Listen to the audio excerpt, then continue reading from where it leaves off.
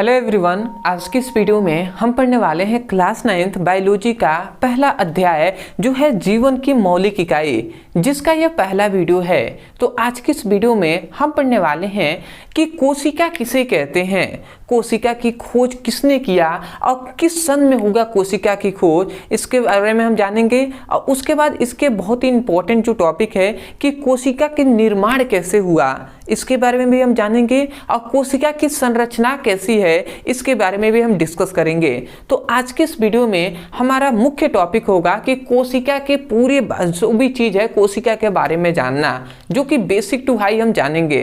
तो चलिए हम देखते हैं। तो सबसे पहले हम जानेंगे कि कोशिका कहते किसे हैं। सबसे पहला तो हमारे यही पॉइंट आता है कि सेल का परिभाषा क्या होता है। तो देखिए, कोई भी शरीर है तो जो शरीर होता है, कोई भी शरीर होता है तो जो शरीर होता है इसकी संरचनात्मक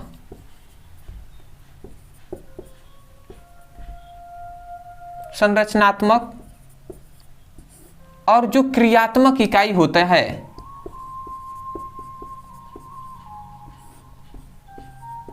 इकाई को ही हम क्या कहते हैं, इकाई को ही हम क्या कहते हैं, कोशिका कहते हैं। मतलब समझ में आया, शरीर की जो संरचनात्मक और क्रियात्मक इकाई को ही हम कोशिका कहते हैं। मतलब जो शरीर बनता है उसकी संरचनात्मक जो संरचना होती है वो भी कोशिका से ही बनता है, और उसकी क्रियात्मक जो भी कार्य होता है वो भी कोशिकाएं ही करती हैं। मतलब हम कह सकते हैं कि एक शरीर जो बनता है उसमें क्या होता है, उसमें सबसे छोटी जो इकाई होती है वो कोशिका की ही होती है। तो हम कह सकते हैं कि शरीर के बनने में सबसे मूलभूत जिसका योगदान है वो क्या है, कोशिका का है। तो यदि कोई भी आपसे टीचर या आपसे कोई भी स्टूडेंट आपसे पूछते हैं कि कोशिका का परिभाषा क्या होगा, तो आप कहेंगे कि शरीर की संरचनात्मक एवं क्रियात्मक इकाई को कोशिका कहते हैं। तो आशा करते हैं आप समझ गए होंगे। तो मैं डेफिनेशन यहाँ पे लिख दे रहा हूँ, आप लिखेंगे शरीर की संरचनात्मक एवं क्रियात्मक इकाई को क्या कहते हैं, कोशिका कहते हैं।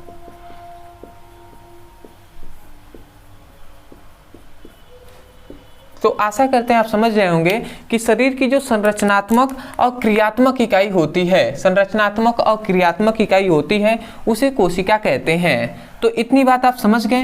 अब आता है भैया कि इसमें एक और पॉइंट याद रखेंगे कि जो कोशिका होती है वो शरीर की सूक्ष्मतम व आधारभूत इकाई होती है।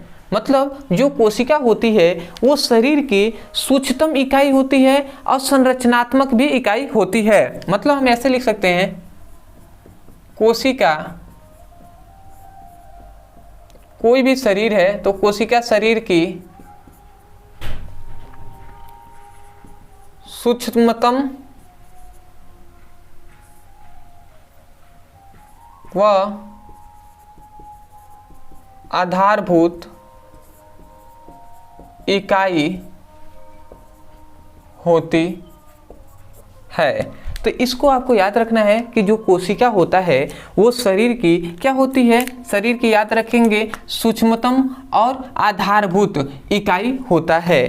तो इसको आपको याद रखना है। अदरवाइज इसमें दो आपको सबसे इंपॉर्टेंट आप याद रखना है कि कोशिका की खोज किसने किया। तो कोशिका की जो खोज करने वाले वैज्ञानिक थे वो है रॉबर्ट हुक। कोशिका की खोज सर्वप्रथम रॉबर्ट हुक नामक वैज्ञानिक ने किया था। रॉबर्ट हुक नामक वैज्ञानिक ने किया था। और किस सन में किया था, तो ये भी याद रखेंगे कि 1664 ईस्वी में क्या किया था, कोशिका की खोज रॉबर्ट हुक नामक वैज्ञानिक ने किया था। अब ये इसमें आता है कि याद रखेंगे रॉबर्ट हुक ने सबसे पहले तो कोशिका की खोज कर दिया था, बट कोशिका की जो खोज किया था वो कोशिका मृत कोशिका थी। कैसी कोशिका थी, मृत कोशिका। तो याद रखेंगे रॉबर्ट हुक नामक वैज्ञानिक ने जो कोशिका की खोज किया वो कैसी कोशिका थी, तो मृत कोशिका थी। ठीक है, तो इतना आपको याद रखना है। अगला एक और पॉइंट्स आता है कि जीवित कोशिका की तब खोज किसने किया? मतलब रॉबर्ट हुक नामक वैज्ञानिक ने सबसे पहले कोशिका की खोज किया, बट उन्होंने मृत कोशिका की खोज किया था, परंतु जीवित कोशिका की तब खोज किसने किया? तो ये भी याद रखेंगे कि जीवित कोशिका की खोज करने वाले जो वैज्ञानिक थे, जीवित कोशिका की खोज करने वाले जो वैज्ञानिक थे उनका नाम था एंटो वॉन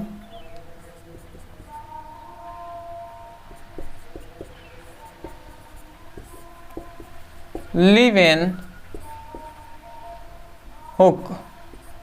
एंटो वॉन लीवेनहुक नामक वैज्ञानिक ने क्या किया था? जीवित कोशिका की खोज किया था। तो इतनी बात को आपको याद रखना है कि एंटो वॉन लीवेनहुक नामक वैज्ञानिक ने जीवित कोशिका की खोज किया था। और किस सन में? तो 1675 ईस्वी में इन्होंने जीवित कोशिका की खोज किया था। ठीक है, तो इसने आपको आप जो पॉइंट है इसको आपको याद रखना है। अब आता है कि रॉबर्ट हुक नामक वैज्ञानिक ने सबसे पहले मृत कोशिका की खोज किया था। तो इन्होंने खोज कैसे किया था? तो कोशिका का निर्माण कैसे हुआ, हम इसको हेडिंग डाल सकते हैं कि अब हम जानेंगे कोशिका का निर्माण।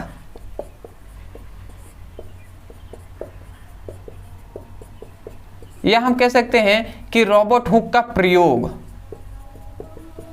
ठीक है, इसको दो तरीके से बुक में हेडिंग दिया रहता है अलग अलग स्टेट में। तो मैं सभी राज्यों के लिए पढ़ा रहा हूँ, सभी बोर्ड के एग्जाम के लिए पढ़ा रहा हूँ। तो इसलिए किसी में दिया है रॉबर्ट हुक का प्रयोग और किसी में दिया है कि कोशिका का निर्माण। तो सिंपल वे में इसमें यही बताया गया कि रॉबर्ट हुक ने अपने प्रयोगों में कैसे कोशिका का निर्माण के मतलब कैसे इसका खोज किया। तो देखिए, रॉबर्ट हुक नामक वैज्ञानिक थे, उन्होंने क्या लिया? एक पेड़ की छाल, मतलब एक पेड़ की पतली सी छाल को लिया। जैसे जो ऊपरी परत होती है, कोई भी आप पेड़ देखेंगे उसकी जो ऊपरी परत होती है उसकी बहुत ही पतली परत को उन्होंने क्या किया? लिया।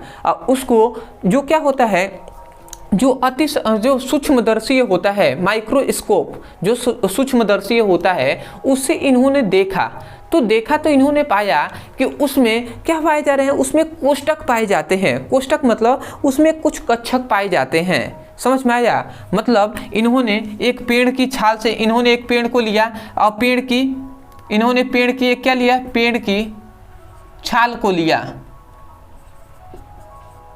ठीक है, एक पेड़ के छाल को लिया और छाल को लेकर सूक्ष्मदर्शी की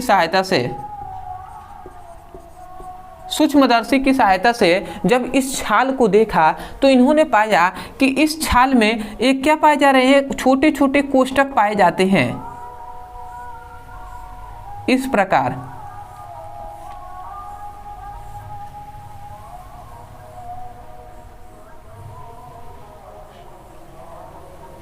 ठीक है, इन्होंने पाया, देखा कि इसमें क्या हो जा रहा है? जो छाल को जब सूक्ष्मदर्शी की सहायता से रॉबर्ट हुक नामक वैज्ञानिक ने देखा तो इसमें उन्होंने देखा कि इसमें छोटे छोटे कोष्ठक पाए जा रहे हैं। ये देख रहे हैं ना, एक कोष्ठक, दूसरा, तीसरा, इस प्रकार छोटे छोटे इसमें कोष्ठक मतलब कक्षक पाए जाते हैं। और इसके केंद्र में इस प्रकार क्या था? एक तरह का बिंदु इस तरीके से इसके केंद्रक में था। तो इसको इन्होंने कहा कि केंद्रक है कोष्ठक का, कोशिका का।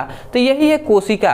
तो आप कोशिका के निर्माण में क्या लिखेंगे? आप लिखेंगे कि रॉबर्ट हुक नामक वैज्ञानिक ने सर्वप्रथम एक पेड़ की पतली छाल की परत को लिया और उसे सूक्ष्मदर्शी की सहायता से देखा तो पाया कि छोटे छोटे कोष्ठक मतलब छोटे छोटे कोष्ठक या कक्षक उपस्थित होते हैं, जिसे उन्होंने क्या कहा? कोशिका कहा। इसी को उन्होंने क्या कहा? कोशिका कहा। तो चलिए हम लिख देते हैं। आप लिखेंगे कि सर्वप्रथम रॉबर्ट हुक नामक वैज्ञानिक ने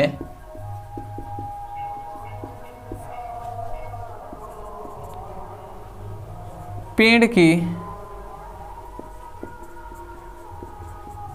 पतली छाल को लिया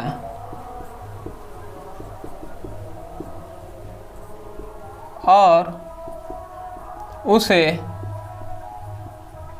सूक्ष्मदर्शी की सहायता से देखा तो पाया कि कुछ अदृश्य के तो पाया कि क्या, पाया कि इसमें छोटा छोटा कोष्ठक, मतलब पाया कि छोटे छोटे, कुछ छोटे छोटे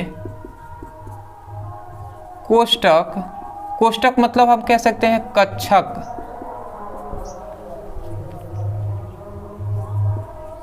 पाए जाते हैं, जिसे क्या कहा, जिसे कोशिका कहते हैं। तो इन्होंने यहीं से बता दिया कि ये जो छोटे छोटे कोष्ठक है यही है कोशिका। तो इतनी बात आप कोशिका के निर्माण में या कोशिका रॉबर्ट हुक के प्रयोग में आप लिख सकते हैं। उसके बाद अब आता है इसका कि कोशिका की संरचना कैसी थी। तो कोशिका की संरचना,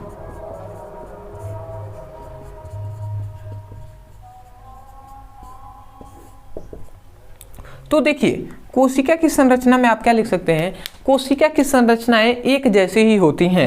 देखेंगे इस कोष्ठक का एक ही जैसे संरचना है, ये सभी एक एक जैसे लग रहे हैं कि नहीं। तो प्रत्येक कोष्ठक क्या है, मतलब प्रत्येक कक्षक क्या है, एक जैसे हैं। ये सभी एक एक कोशिका हैं, ठीक है। तो आप यही कह सकते हैं कि कोशिकाएं क्या होती हैं, एक जैसी होती हैं, मतलब कोशिकाओं की संरचनाएं एक जैसी होती हैं। और जब बहुत सारी कोशिकाएं आपस में मिलकर एक क्या बनाते हैं, एक कोष्ठक का या एक कोशिका का निर्माण, एक बड़े से कोशिका का निर्माण करते हैं। तो इस प्रकार क्या कर सकते हैं आप, कोशिका के जो क्या है संरचना में आप इसको लिख सकते हैं। तो आप क्या लिखेंगे, तो आप लिख सकते हैं कि कोशिका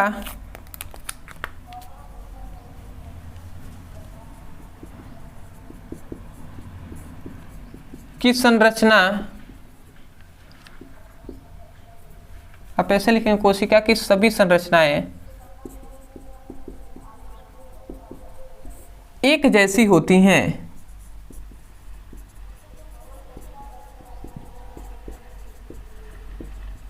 तथा सभी संरचनाएं आपस में मिलकर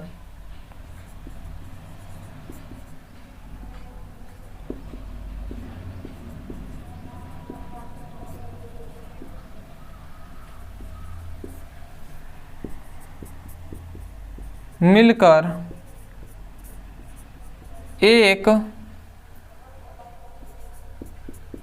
कोशिका का निर्माण करती हैं।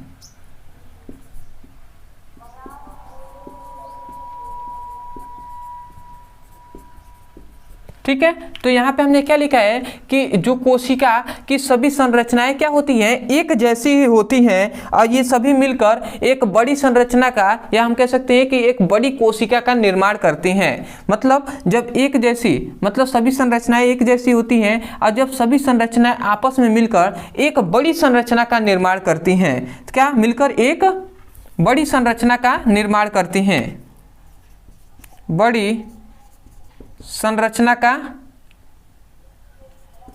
निर्माण करती हैं। देख रहे हैं ना, एक बड़ी संरचना का निर्माण कर रही है। तो इस प्रकार आप कोशिका की संरचना में आप लिख सकते हैं। तो आशा करते हैं ये सभी हमने बेसिक बात जो है कोशिका के बारे में हमने आपको बताया। तो आशा करते हैं कि आपको समझ में आया होगा।